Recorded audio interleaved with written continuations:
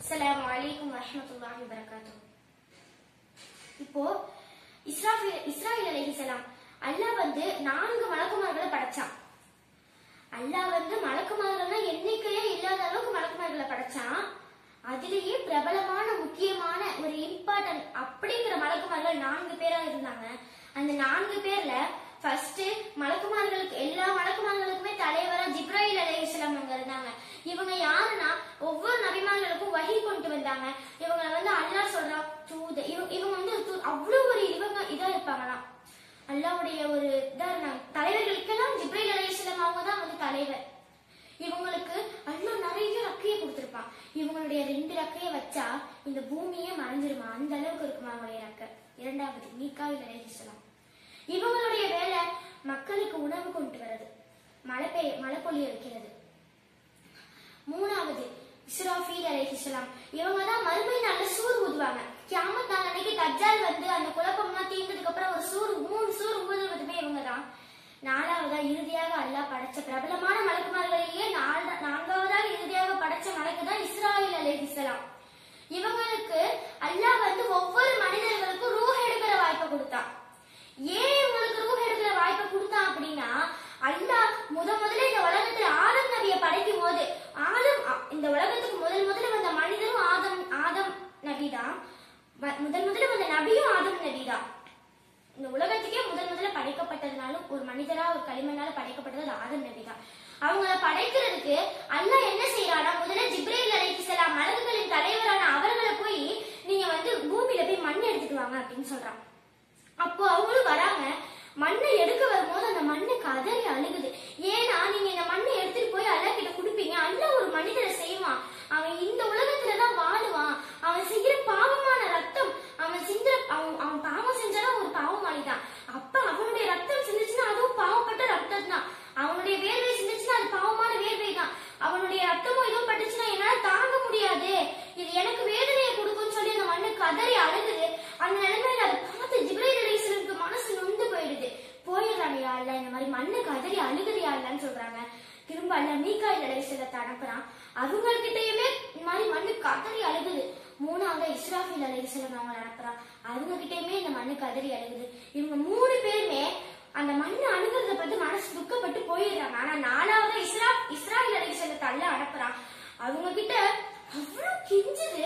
அவங்க சொல்றாங்க, நீ கெஞ்சுறத பார்த்தா எனக்கு பாவமா தான் இருக்கு, ஆனா உன்னை விட எனக்கு என்னுடைய ரப்பு முக்கியம், என்னுடைய ரப்பு எனக்கு ஆணையிட்டான், என்னுடைய இறைவன் சொல்றதுதான் நான் கேட்க முடியும் அப்படின்னு சொல்லி அவங்க என்ன செய்யறாங்கன்னா, ஒரு கைப்பிடி மண்ணை எடுத்துட்டு போறாங்க.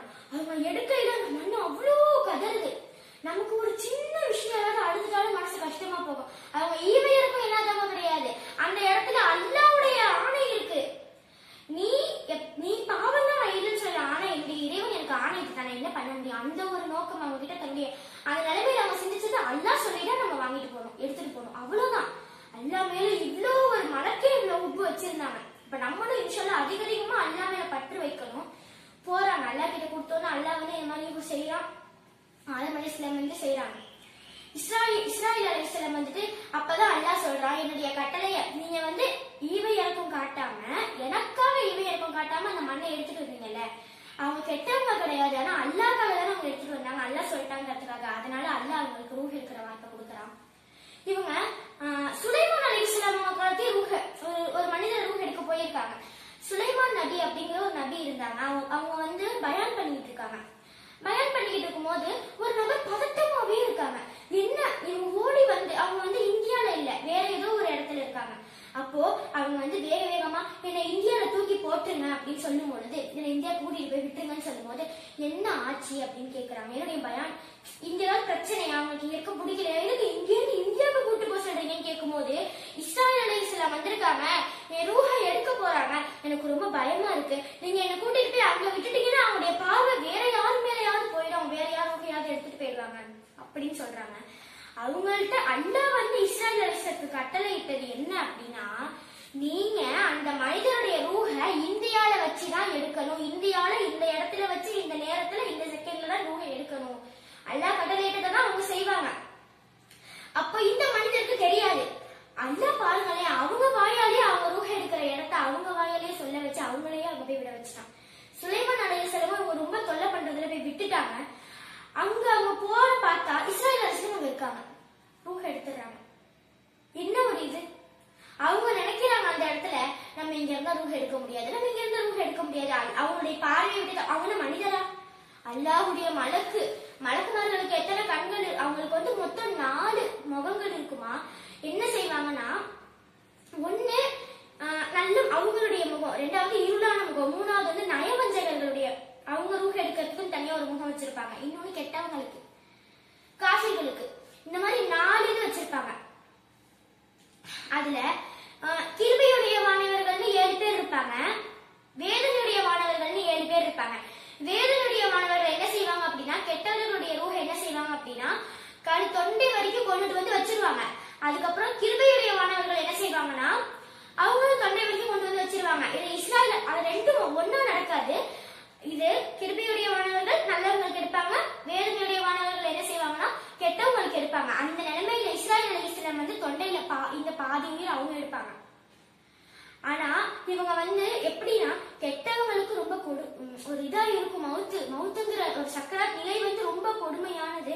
நபிமார்கள் இறைநேசர்களுக்கே எப்படின்னா இந்த மவுத்துங்கிறது வழி இல்லாம இருக்கவே இருக்காது. நபி ஸல்லல்லாஹு அலைஹி வஸல்லம் அவங்களுக்கு எப்படி இருந்துச்சுன்னா, அவங்க மவுத்த ரூஹை எடுக்கிறாங்க, அந்த நிலைமையில அவங்களுக்கு வலிக்குது. அப்ப ரொம்ப இல்ல வலிக்குது, ஆனா ஒரு மனிதருக்கு வலிக்குது. அப்ப அவங்க கேக்குறாங்க, எனக்கே இப்படி வலிக்குது, என்னுடைய உம்மத், எனக்கு பின்னாடி வர உம்மத்துக்கு எப்படி வலிக்கும்னு கேட்கும் போது அவங்களுக்கு இதை விட கொஞ்சம் கடுமையா இருக்கும்னு சொல்லும் போது, அப்ப அந்த எல்லா வழியிலும் எனக்கே கொடுங்கன்னு சொல்லி ரசூலுல்லாஹி ஸல்லல்லாஹு அலைஹி வஸல்லம் அவங்க வாங்கிக்கிறாங்க. நம்ம மேல ரசூலுல்லாஹ் எவ்வளவு பிரியம் வச்சிருக்காங்க, ரசூலுல்லாஹை விட அல்லாஹ்வும் நம்ம மேல பிரியம் வச்சிருக்கான். அத மாதிரி நம்மளும் அவங்க 2 பேர் மேலயுமே பிரியம் வைக்கணும் சொல்றாங்க.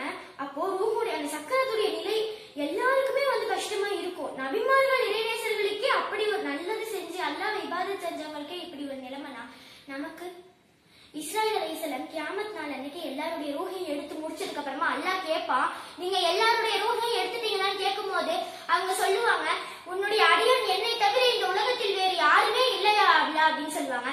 அப்போ அல்லாஹ் சொல்லுவான், உங்களுடைய ரூஹை நீங்க நரகத்திற்கும் சொர்க்கத்திற்கும் நடுவுல உங்களுடைய வலதுபுற கண்ணத்தை வச்சு படுத்துக்கோங்க, படுத்து உங்களுடைய ரூஹை நீங்களே எடுத்துக்கோங்க 40 நாள்ல அப்படின்னு சொல்றாங்க. 40 நாள் கழிச்சு அவங்க சொல்றாங்க, நான் ரொம்ப பலவீனனா இருக்கேன், எனக்கு ரூஹை நீ கொஞ்சம் லேசா என்ன.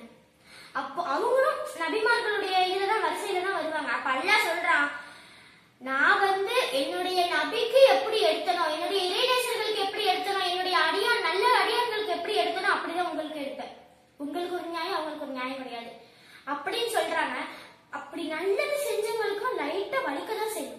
அந்த ரூஹுங்கிற சக்கராத்துடைய நிலை அவ்வளவு வலிக்கதான் செய்யும், இருக்கதான் செய்யும். நம்ம நல்ல அமல் செஞ்சு அதனுடைய சக்கராத்து நேரத்தை நம்ம தான் வந்து இன்னும் சுலபமா ஆக்கிக்கணும். அந்த நிலைமையில அவங்க சொல்லுவாங்க, அல்லாஹ் சொல்லும் போது இவங்க என்ன செய்வாங்க அப்படின்னா படுத்துப்பாங்களாம். படுத்து 40 நாள் அந்த மவுத்துடைய சக்கராத்துடைய துன்பத்திலே இருப்பாங்களாம். அப்ப அவங்க சொல்லுவாங்களாம், யா அல்லாஹ், இந்த மாதிரியா வலிச்சது நபிமார்களுக்கு, இறைநேசர்களுக்கு, வலிமார்களுக்கு, தாபீன்களுக்கு, சஹாபாக்களுக்கு இப்படி இருக்குன்னு தெரிஞ்சிருந்தா நான் இதை விட லேசா எடுத்திருப்பனே அப்படின்னு சொல்றாங்க. ஆனா அல்லாஹ் என்ன நாடி இருக்கானோ அதெல்லாம் நடக்கும். இது நடக்க போறது, அவங்களுடைய மவுத் இனிமேதான் நடக்கும். இனிமே கியாமத் நாள் வந்து அந்த உலகம் அழிஞ்சதுக்கு அப்புறம் தான் அவங்களுடைய மவுத், இதுக்கு அப்புறம் தான் அவங்க உணர்வாங்க அவங்களுடைய மவுத்தை. அதுக்கு முன்னாடி இங்க இருக்கிறவங்களுடைய ரூஹை எப்படி அவங்க எடுப்பாங்க? அவங்க கெட்டவங்க கிடையாது, நல்லவங்களுடைய கண்ணுக்கு நல்லவங்களா தெரியவாங்க, வந்து சலாம் சொல்லி ரூஹை எடுத்துட்டு போவாங்க. கெட்டவங்களுக்கு எவ்வளவு அவங்க மலக்குமார்கள் எப்பவும் ஒரே தோற்றத்துலதான் இருப்பாங்க. ஆனா நல்லவங்களுக்கு நல்ல விதமா கண்ணுக்கு தெரியவாங்க, கெட்டவங்களுக்கு கெட்ட விதமா கண்ணுக்கு தெரியவாங்க. நம்ம எவ்வளவு நல்ல அமல்கள் செஞ்சோமோ, அல்லாஹ் மேல எவ்வளவு பற்று வச்சோமோ, ரசூலுல்லாஹ்வை எவ்வளவு பின்பற்றணுமோ அந்த அளவுக்கு நம்மளுடைய சக்கராத் நிலை லேசாக்கப்படும். ரசூலுல்லாஹ் சொல்றாங்க, என்னுடைய உம்மத்துக்கு லாஸ்ட் அவங்களுடைய மூச்சுல, இறுதி மூச்சுல என்னுடைய உம்மத்துக்கு நீங்க நல்ல முறையில அவங்களுடைய ரூஹ் எடுக்கணும், அவங்க நல்லபடியா இருக்கணும், அவங்களுக்கு சொர்க்கம் வேணும், அவ்வளவு துவா செஞ்சு நம்ம ரசூலுல்லாஹ் நமக்காக கேட்டாங்க. இன்ஷாஅல்லாஹ் அல்லாஹ் வந்து நம்ம ரசூலுல்லாஹ் ஸல்லல்லாஹு அலைஹி வஸல்லம் உம்மத்த அனைவருக்குமே, ஒவ்வொரு முஃமினான அனைவருக்குமே வந்துட்டு அல்லாஹ் லேசா ரூஹ் எடுக்கக்கூடிய பாக்கியத்தை அல்லாஹ் நம்ம அனைவருக்கும் தந்தருள் புரிவானாக. நாம் அனைவரும் சக்கராத் நிலையில லா இலாஹ இல்லல்லாஹ் முஹம்மது ரசூலுல்லாஹ்வுடைய திரு கலிமாவை சொல்லி, நம்மளுடைய ஹபீபுடைய பேரை சொல்லி, நம்மளுடைய அல்லாஹ் இறைவனுடைய பேரை சொல்லி நம்ம வஃபாத்தாகக்கூடிய பாக்கியத்தை தந்தருள் புரிவானாக. இந்த உலகத்தில் எவ்வளவுக்கு எவ்வளவு அமல் செய்ய முடியுமோ அவ்வளவுக்கு எவ்வளவு நம்ம மௌத்தாக்கத்துக்குள்ள அமல் செஞ்சு நல்லபடியா நம்மளுடைய ரூஹ் பிரி அல்லாஹ் தௌஃபீக் செய்யணும். வாஹிர் தாவானி அல்ஹம்துலில்லாஹி ரப்பில் ஆலமீன். அஸ்ஸலாமு அலைக்கும் வரஹ்மத்துல்லாஹி வபரகாத்துஹு.